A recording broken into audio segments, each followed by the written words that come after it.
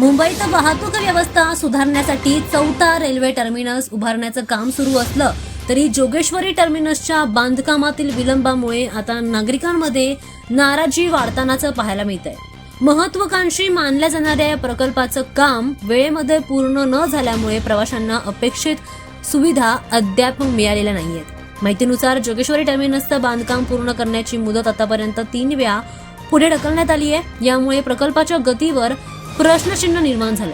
स्थानिक नागरिक आणि प्रवाशांनी प्रशासनाच्या कामकाजावर नाराजी व्यक्त करत लवकरात लवकर प्रकल्प पूर्ण करण्याची मागणी केली आहे। हा टर्मिनस पूर्ण झाल्यानंतर मुंबईतील विद्यमान रेल्वे स्थानकांवरील ताण कमी होण्यास मदत होणार होती। विशेषतः पश्चिम उपनगरातील प्रवाशांना मोठा दिलासा मिळण्याची अपेक्षा होती, मात्र कामातील विलंबामुळे हा फायदा सध्या लांबणीवर पडलाय। दरम्यान संबंधित अधिकाऱ्यांकडून काम वेगाने पूर्ण करण्याचं आश्वासन देण्यात आलंय, तरीही नागरिकांना प्रत्यक्षात काम पूर्ण होण्याची प्रतीक्षा लागली आहे। या प्रकल्पाकडे आता सर्वांचंच लक्ष लागलं असून लवकरच यावर ठोस निर्णय होण्याची अपेक्षा व्यक्त केली जाते।